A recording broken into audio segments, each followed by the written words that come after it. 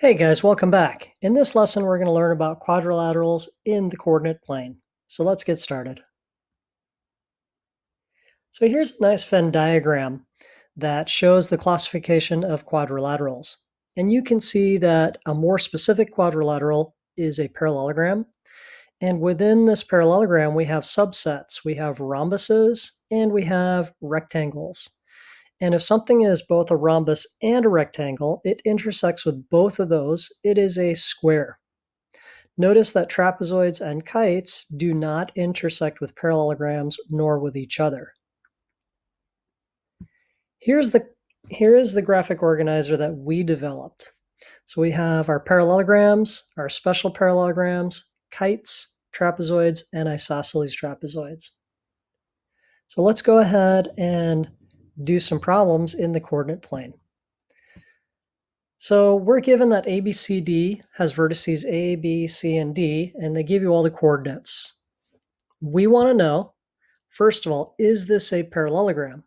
And if it is a parallelogram, is it a special parallelogram? So step one would be to go ahead and grab some graph paper, plot these points, and graph the quadrilateral. When you do that, you're going to get a shape that looks like this. Now be careful with this particular graph because look at the scaling, 4 and 8. That means these go by twos, 2, 4, 6, 8.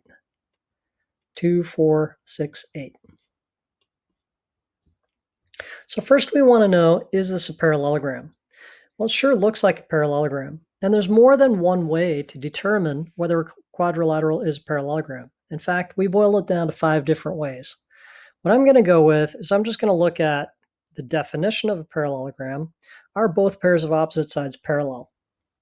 So how do you tell if opposite sides are parallel in the coordinate plane? Well, we look at the slopes, and if they share the same slope, then we know that the line segments are parallel. So let's go ahead and determine the slopes of each one of these 4 side lengths. Remember that slope is rise over run, which is just the difference of the y's over the difference of the x's. So let's look at the slope from A to B. So that would be 8 minus 6 over 6 minus negative 2, or 6 plus 2. That simplifies to 1/4. There's actually an easier way to do this since we have the graph. Okay, you know that slope is rise over run. So from A to B, how much do we rise? 2 units. How much do we run? 2, 4, 6, 8. So this is just 2 over 8. Okay, same thing for this opposite side. 2 is the rise. 2, 4, 6, 8. So that should be 1/4 as well. So we have the same slope. And here's the math if you're not sure about that counting method. Okay, so these 2 sides are indeed parallel. And don't worry, the segment symbol is coming. It just doesn't animate at the same time. So what about these 2 opposite sides? Are they parallel? They sure look parallel. If you use the counting method that I just taught you, okay, just go from D to A, and we can rise 2, 4, 6, 8 over 2. 8 over 2 is just 4. Same thing here, 2, 4, 6, 8 over 2. Same slope, therefore parallel. So now that we know that both pairs of opposite sides are parallel, that's enough to conclude that ABCD is indeed a parallelogram. But is it special? Let's find out. So first of all, is this a rectangle? Well, it certainly does not look like a rectangle. So how can we disprove that this is a rectangle? Well, if it was a rectangle, it wouldn't be tilted like this. We would have 90-degree angles at each vertex. And if you look at angle D, that certainly doesn't look like a 90-degree angle. If it was a 90-degree angle, we would know that this segment is perpendicular to this segment. And in the coordinate plane, how do we prove that 2 segments are perpendicular? We just compare their slopes and see if they're opposite reciprocals. Well, we said that this had a slope of 4 and this had a slope of 1 over 4. But both of those are positive numbers, so they're not opposite. They are actually reciprocals, but not opposite reciprocals. Another way to check is that their products is not -1. Their products is 1. Their product is 1. So this is definitely not a rectangle. What about a rhombus? Now again, there's more than one way to check if this is a rhombus.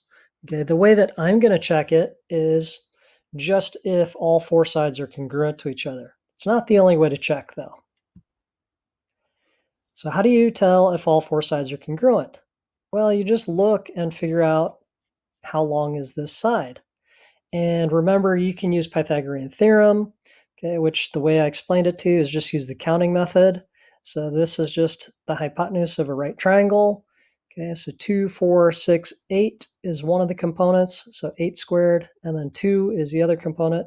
So 8 squared plus 2 squared is 64 plus 4, so 68. So this is the square root of 68 units long. Is that true for all of these? Well, I think you can see that it is, because this, again, has components of 2 and 2, 4, 6, 8. So again, root 68. 2, 4, 6, 8, and 2, root 68. 2 and 2, 4, 6, 8, so root 68. So all four of these sides are congruent. And by the way, root 68 can be simplified to 2 root 17. Okay, so we know that this is indeed a rhombus. Well, can it be a square? No, because if it's not a rectangle, it's not a square.